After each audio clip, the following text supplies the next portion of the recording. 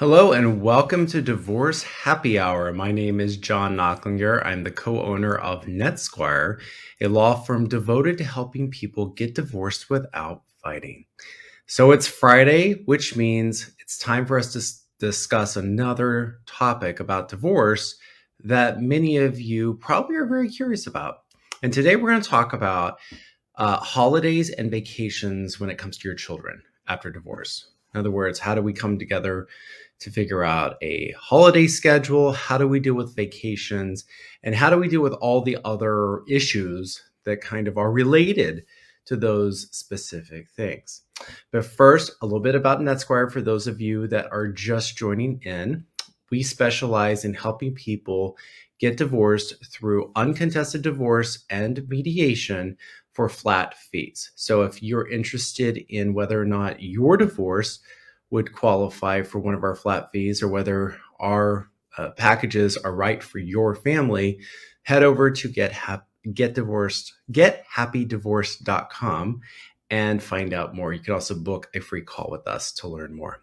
But back to today's show. We are going to be diving into how we figure out holidays and vacation.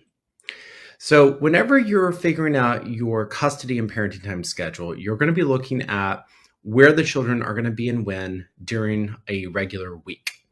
Well, regular weeks happen most of the year, but we have a lot of holidays during the year. So there's really three types of holidays. Okay. First type of holiday we have are your big federal holidays, like the holidays that everyone has. So that's things like Christmas Day, New Year's Day, Good Friday usually, Memorial Day, 4th of July, Labor Day. Sometimes Columbus Day is a big holiday, Thanksgiving. So basically the big, huge holidays that everyone has. The second tier of holidays are school holidays. So these are holidays that your child will be out of school. And these could be any number of things. Martin Luther King Day, Veterans Day, there's spring break, fall break. There are teacher in-service days. There's early dismissal days. There's a lot of different holidays. I mean, most school districts now have Juneteenth, June 19th as a holiday, even though school ends a couple days later. And then there's the third tier of holidays, which are your religious holidays. And sometimes there's some overlap between religious and school and just major holidays. But depending on where your child goes to school, that might mean Jewish holidays. And if you're Jewish, then those holidays are very important that we have to figure out where your child's going to be and when for all the important Jewish holidays. But they might actually be out of school. And then in terms of religious holidays, of course, if you're Christian, then we also have the Christmas holidays, Easter holidays, and then other religions have other very important days as well. And there's cultural holidays too, beyond religious holidays. So these are all the holidays that we kind of go through. And what is a normal sort of holiday allocation? Well, most of the time, people will split holidays with their children equally. Now, how does this work? Well, it could be anything from you just alternate, meaning you just put all your holidays out, just kind of list them out throughout the year, and you just alternate. And then in the next year, you alternate the opposite direction. In other words, if someone got New Year's Day in 2023, then the other parent will get New Year's Day in 2024. So that every 2 years, both parents have every holiday. That's a very popular way of doing it, particularly if you don't have, if neither parent's very religious, and you just want to alternate the holidays.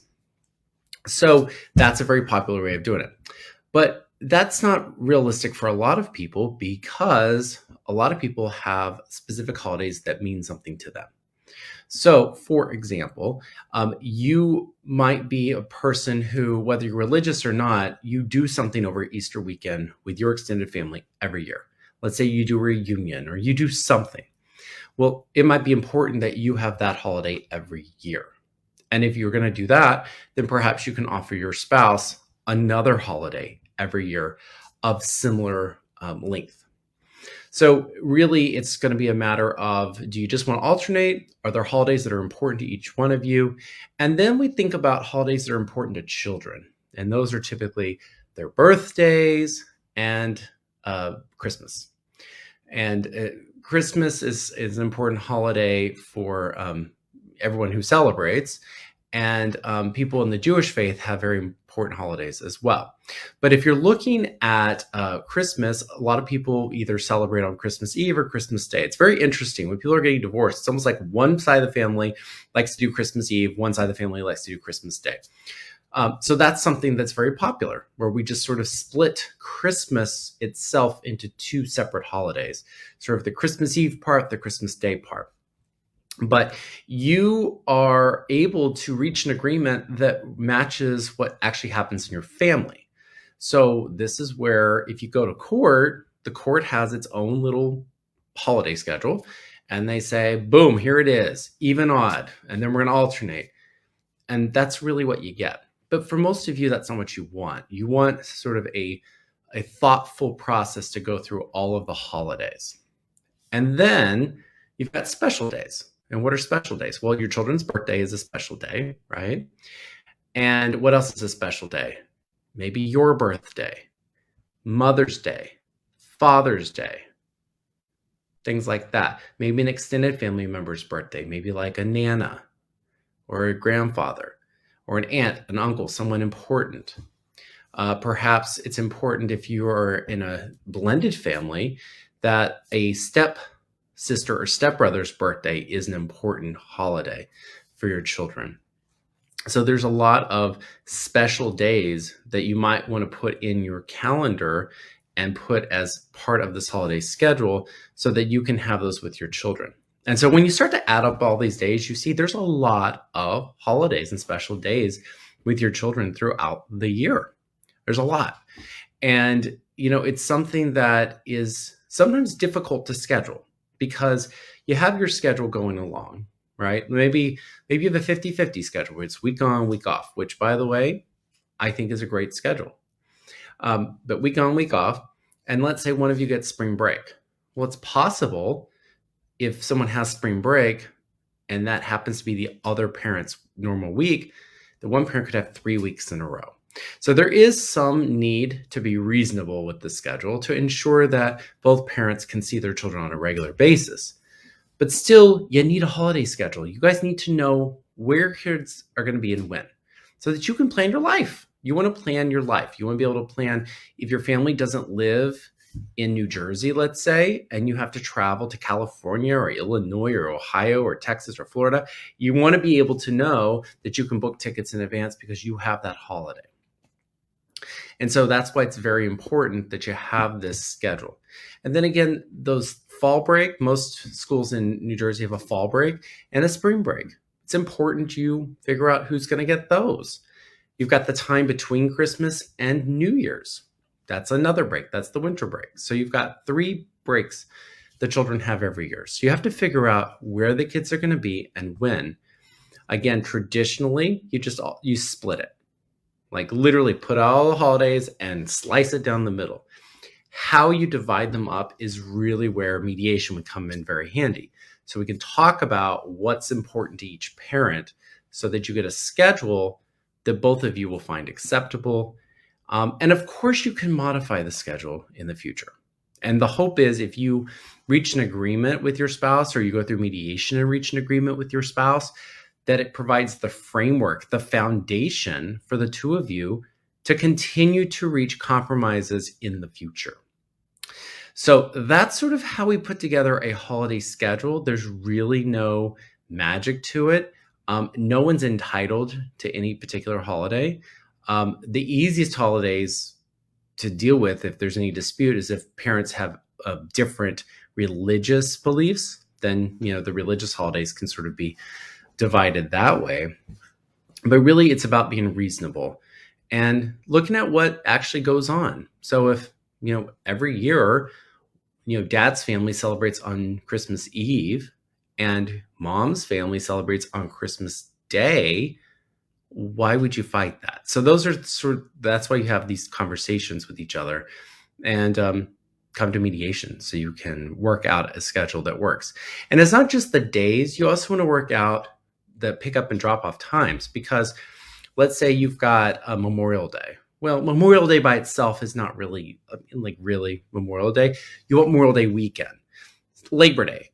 Okay, who cares about Labor Day? You want Labor Day weekend. So there's, holidays, in my opinion, should be attached to weekends and should be so that someone can go travel if they want to. But these are conversations you should have with your spouse. A lot of times, holidays are not what holds people up, but sometimes it does. Sometimes it does hold people up. So let's talk about vacations next. So what is typical? I get asked this all the time when we start mediation. John, what's typical? What's a typical? Well, if you want to know typical is each parent gets 2 weeks during the summer with the kids. That's typical. So, 2 weeks, what does that mean? Does that mean 2 weeks straight? Does it mean a week here and a week there? That's what you have a conversation about. What makes sense for your family? What does it make sense for the kids to be gone for 2 straight weeks? Or does it make sense to have a week here and a week there? And sometimes that depends on your schedule. So if you're week on, week off already, guess what? You don't need a vacation schedule during the summer because you're already week on, week off. So you already have a week where you can go somewhere. But vacations, you need to figure out, number one, how far in advance you need to provide notice. Some people want 90 days. Some people, they want 120 days. You need to provide some notice. And number two is who gets first dibs every year. I like to alternate. So in even years, maybe dad gets first dibs, and in odd years, mom gets first dibs. That's a way to sort of reduce dispute, which is something we try to do, is reduce dispute in the future. And then where do you get to take the kids? Well, this one's a hard one. I mean, obviously, you can't restrict people to New Jersey. That's just dumb. I mean, people go to New York and Pennsylvania all the time. Also, if they're flying domestically, there's really no argument for that. I mean, obviously, you should be entitled to flight information, where they're staying, all of those sorts of things. Leaving the country is where things get a little sticky. Now, there's a lot of people who have family that live in other countries, Europe, India, Japan, Korea, where it's entirely appropriate and actually happened during the marriage where you took the kids to these foreign countries. But there's also countries where maybe you didn't take the kids during the marriage, and there are also countries that are hostile to some degree to United States law, particularly as it relates to children coming home. So sometimes there needs to be a discussion about where the children can go. I've seen provisions that say as long as you're going to take the kids, let's say to the Caribbean or Mexico or something, you can go without specific consent. You can just give notice.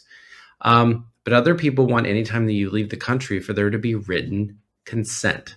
And that's something the two of you have to work out. And then if they leave the country, now we got passports. Do they have passports? If not, are we going to get them? Which means both parents have to cooperate. Once we get passports, where are they going to be held? Usually they're held by the parent of primary residence, whoever that is. But maybe you decide you're going to put them in a safe deposit box that you both have access to. That's kind of something that just sort of works itself out. But really, you need to be clear on what's going on, because if you just say someone can take your child on vacation and you have no other restrictions, don't come crying later on whenever they, book a ticket to Italy and you're like, I didn't say they could go to Italy. Well, you didn't say they couldn't, and Italy's not exactly a dangerous place. Well, no more dangerous than anywhere else, I would say, in the world. So those are sort of the two major issues that come up in a parenting time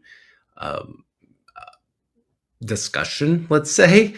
That's your holiday schedule, which is inclusive of special days, and a vacation schedule. And as you can see, there's plenty of room for compromise. There's plenty of room to reach an agreement. And this is where mediation is particularly effective. So if you're going through a parenting time dispute, maybe even after you've already been divorced, and you're listening to this, we are really emphasizing that you should reach out to a mediator and see if a mediator can help you and your spouse find a way to reach a compromise on these issues. It's good for both of you. It's good for your kids. Just never forget it. Well, Everyone have a wonderful Memorial Day weekend. If you have your children this weekend, get out and enjoy. I hear the weather's going to be nice, so get out and enjoy this first weekend of summer. A lot of pools are opening. The beaches are open. Enjoy your kids, and we'll see you here next Friday for another episode of Divorce Happy Hour.